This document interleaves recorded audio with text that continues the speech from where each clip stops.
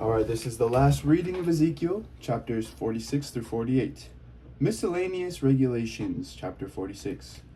Thus says the Lord God, the gate of the inner court that faces east shall remain closed on the 6 working days, but on the Sabbath day it shall be opened, and on that day of the new moon it shall be opened. The prince shall enter by the vestibule of the gate from outside, and shall take his stand by the post of the gate. The priest shall offer his burnt offering and his offerings of well-being, and he shall bow down at the threshold of the gate. Then he shall go out, but the gate shall not be closed until evening. The people of the land shall bow down at the entrance of that gate before the Lord on the Sabbaths and on the new moons. The burnt offering that the prince offers to the Lord on the Sabbath day shall be 6 lambs without blemish and a ram without blemish. And the grain offering with the ram shall be an ephah, and the grain offering with the lambs shall be as much as he wishes to give, together with a hin of oil to each ephah. On the day of the new moon he shall offer a young bull without blemish, and 6 lambs and a ram, which shall be without blemish. As a grain offering he shall provide an ephah with the bull, and an ephah with the ram, and with the lambs as much as he wishes, together with a hin of oil to each ephah.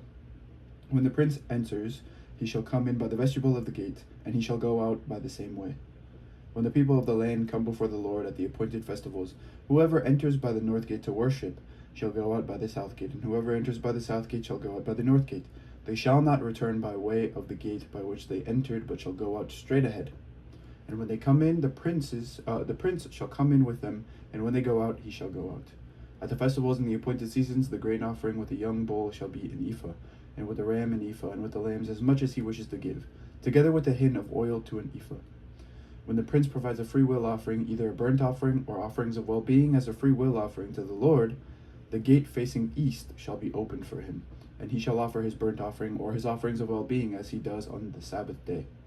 Then he shall go out, and after he has gone out, the gate shall be closed. He shall provide a lamb, a yearling without blemish, for a burnt offering to the Lord daily. Morning by morning he shall provide it, and he shall provide a grain offering with it morning by morning regularly, 1/6 of an ephah, and 1/3 of a hin of oil to moisten the choice flour as a grain offering to the Lord. This is the ordinance for all time. Thus the lamb and the grain offering and the oil shall be provided morning by morning as a regular burnt offering. Thus says the Lord God, if the prince makes a gift to any of his sons out of his inheritance, it shall belong to his sons. It is their holding by inheritance. But if he makes a gift out of his inheritance to one of his servants, it shall be his to the year of liberty. Then it shall revert to the prince. Only his sons may keep a gift from his inheritance. The prince shall not take any of the inheritance of the people, thrusting them out of their holding. He shall give his sons their inheritance out of his own holding, so that none of my people shall be dispossessed of their holding.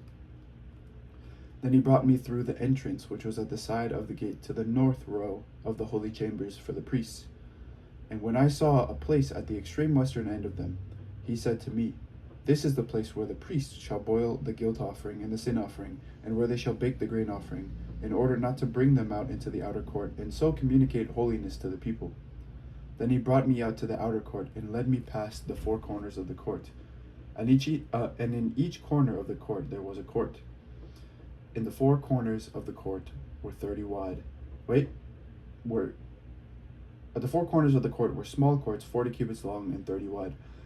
The 4 were of the same size. On the inside, round each of the 4 courts, was a row of masonry, with hearths made at the bottom of the rows all around. Then he said to me, these are the kitchens where those who serve at the temple shall boil the sacrifices of the people. Water flowing from the temple, chapter 47.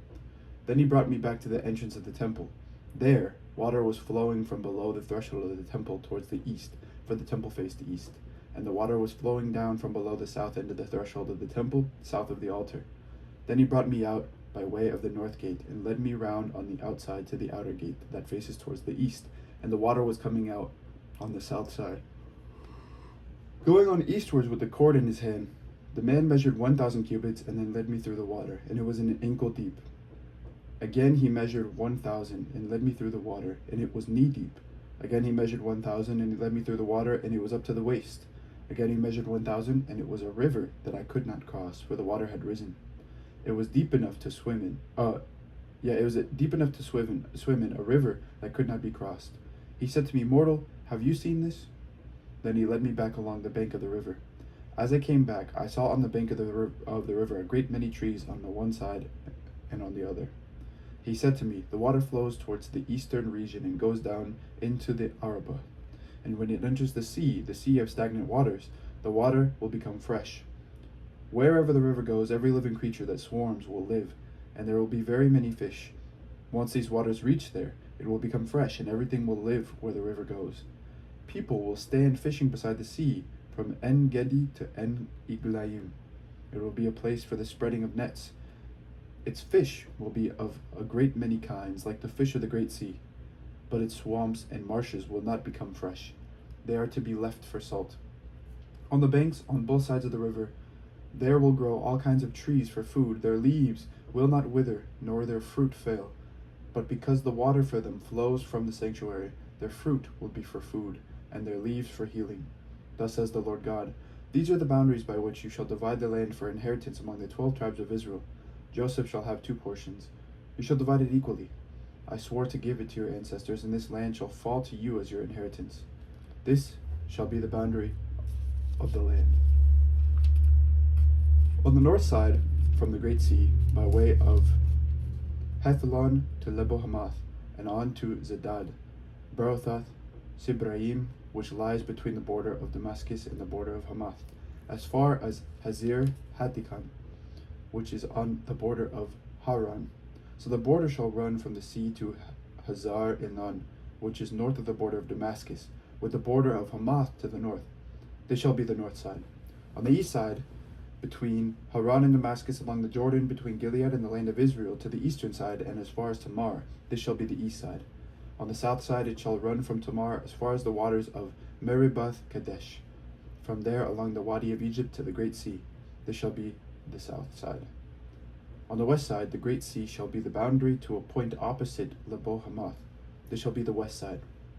So you shall divide this land among you according to the tribes of Israel. You shall allot it as an inheritance for yourselves, and for the aliens who reside among you, and have begotten children among you. They shall be to you as citizens of Israel, and with you they shall be allotted an inheritance among the tribes of Israel. In whatever tribe aliens reside, there you shall assign them their inheritance, says the Lord God. The tribal portions, chapter 48.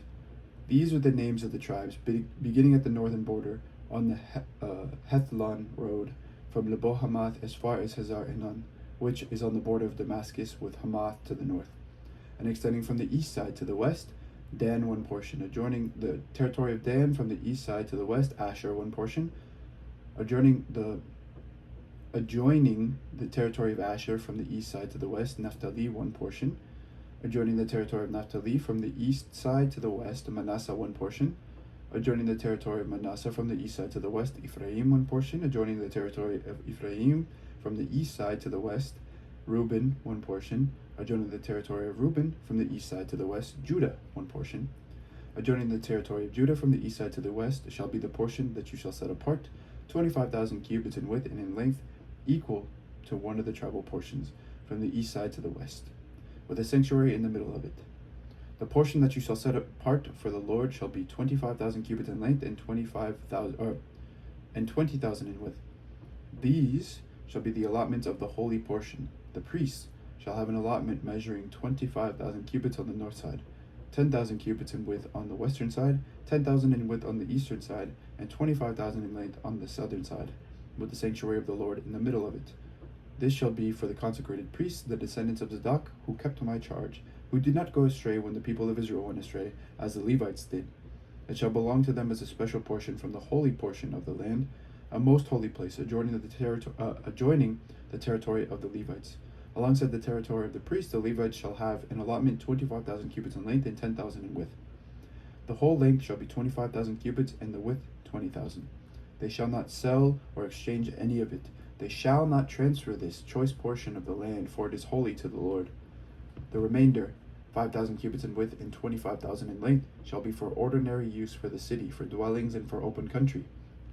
In the middle of it shall be the city, and these shall be its dimensions. The north side, 4,500 cubits, the south side, 4,500, and the east side, 4,500, and the west side, 4,500. The city shall have open land on the north, 250 cubits, and on the south, 250, and on the east, 250, and on the west, 250. The remainder of the length alongside the holy portion shall be 10,000 cubits to the east, and 10,000 to the west, and it shall be alongside the holy portion. Its produce shall be food for the workers of the city. The workers of the city from all the tribes of Israel shall cultivate it.